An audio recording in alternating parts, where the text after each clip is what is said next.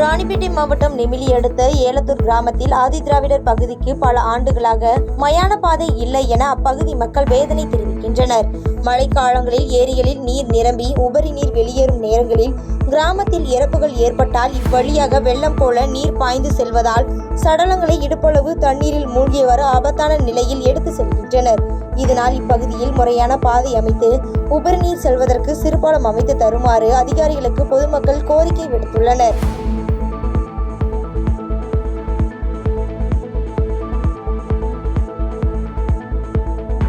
திருவண்ணாமலை மாவட்டத்தில் தமிழக அரசை கண்டித்து ஆரணி வட்டாட்சியர் அலுவலகம் எதிரே தேமுதிக கட்சியினர் கோஷங்களை எழுப்பி கண்டன ஆர்ப்பாட்டத்தில் ஈடுபட்டனர். போராட்டத்தில் பெஞ்சல் புயலால் பாதிக்கப்பட்ட விவசாயிகளுக்கு பயிர் இழப்பீடு வழங்க கோரியும் பொதுமக்களுக்கு உரிய நிவாரணம் வழங்கிட வலியுறுத்தியும் உள்ளிட்ட கோரிக்கைகளை அரசுக்கு எதிராக வாசகங்கள் அடங்கிய பதாகைகளை கைகளில் ஏந்தி கோஷங்களை எழுப்பி ஆர்ப்பாட்டத்தில் ஈடுபட்டதால் ஆரணி வட்டாட்சியர் அலுவலகம் எதிரே பரபரப்பு நிலவியது.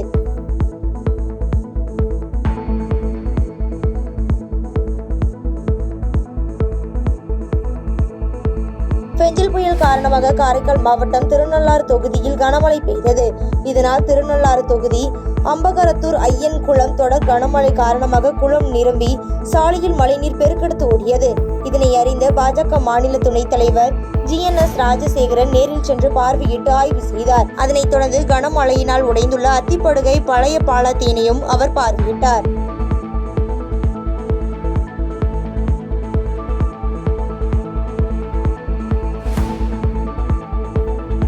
மயிலாடுதுறை மாவட்ட ஆட்சியர் அலுவலக வளாகத்தில் சமூக நலன் மற்றும் மகளிர் உரிமைத்துறை சார்பில் வரதட்சணை ஒழிப்பு விழிப்புணர்வு பேரணி நடைபெற்றது.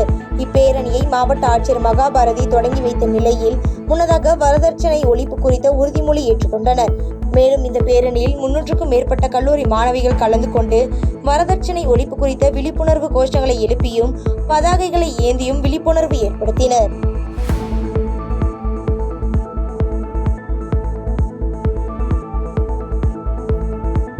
மயிலாடுதுறை மாவட்டம் சீர்காழி அருகே எடமணல் ஊராட்சியில் சமத்துவபுரம் அமைப்பதற்காக மரங்கள் வெட்டுவதற்கு கிராம மக்கள் எதிர்ப்பு தெரிவித்து பணியை தடுத்து போராட்டத்தில் ஈடுபட்டதால் பரபரப்பு ஏற்பட்டது.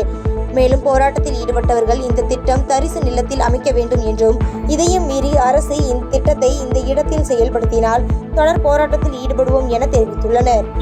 பொது தோப்பு என்பதால் இதை வகமாற்றம் செய்யக்கூடாது என்பது அரசு விதியிலேயே உள்ளது.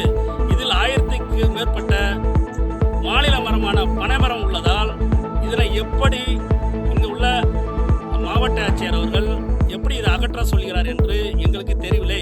எங்களை பல முறை அழைத்து வட்டாட்சியர் முன்பும் கோட்டாட்சியர் முன்பும் சீர்காழி வட்டாட்சியர் சீர்காழி கோட்டாட்சியர் முன்பும் பீஸ் மீட்டிங் நிறைய முறை எங்களை அழைத்து பேசினார்கள். நாங்கள் இங்குள்ள கிராமத்து மக்கள் யாரும் அதற்கு மரங்களை அழித்து இந்த திட்டத்தை திட்டத்திற்கு நாங்கள் மறுப்பு தெரிவித்தோம்.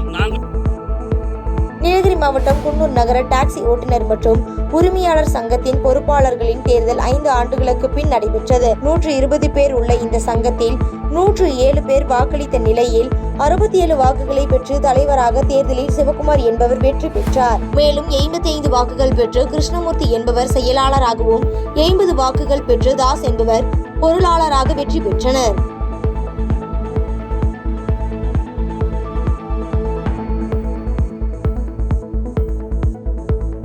விருதுநகர் மாவட்டம் ராஜபாளையத்தில் சமூக நலத்துறை விரிவாக்க அலுவலர் மேக்தா மேரி பயனாளிகளிடம் லஞ்சம் வாங்கும் காட்சிகள் தற்போது சமூக வலைதளங்களில் வைரலாகி வருகிறது.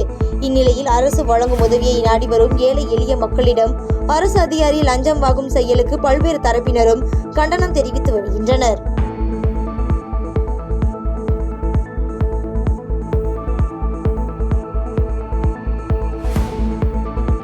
திண்டுக்கல் மாவட்டம் கொடைக்கானல் கோட்டாட்சியர் அலுவலகத்தில் விவசாயிகள் குறைதீர்ப்பு கூட்டம் கோட்டாட்சியர் சிவராமன் தலைமையில் நடைபெற்றது. இக்கூட்டத்தில் மருத்துவம், ஊரக வளர்ச்சித்துறை, வனத்துறை, மின்வாரியத்துறை, வருவாய்த்துறை அதிகாரிகள் கலந்து கொண்டனர்.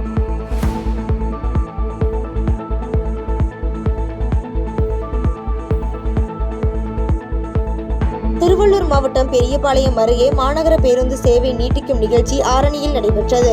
இதில் சிறுபான்மையினர் நலன் மற்றும் வெளிநாடு வாழ் தமிழர் நலத்துறை அமைச்சர் சாமு நாசர் கலந்து கொண்டு கொடியசைத்து பேருந்து சேவையை தொடங்கி வைத்த நிலையில் அமைச்சர் நாசர், MLAக்கள் துரை சந்திரசேகர், TJ கோவிந்தராஜன் ஆகியோர் நீட்டிக்கப்பட்ட பேருந்து சேவையின் வழித்தடத்தில் பேருந்தில் பயணித்தனர்.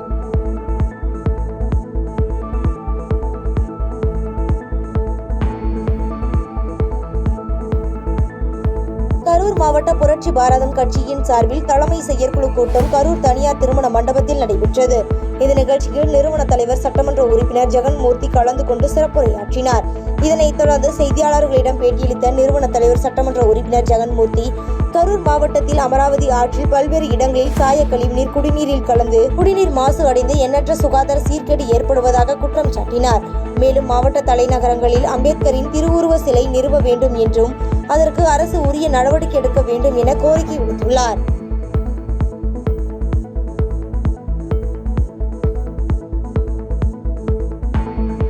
செய்பவரை கண்டால் நாம் பயங்கொள்ளலாகாது பாப்பா, மோதி மிதித்து விடு பாப்பா, அவர் முகத்தில் உமிழ்ந்து விடு பாப்பா. அண்மை செய்திகளை உடனுக்குடன் தெரிந்து கொள்ள இணைந்திருங்கள் இயம்நாடு தொலைக்காட்சியுடன்.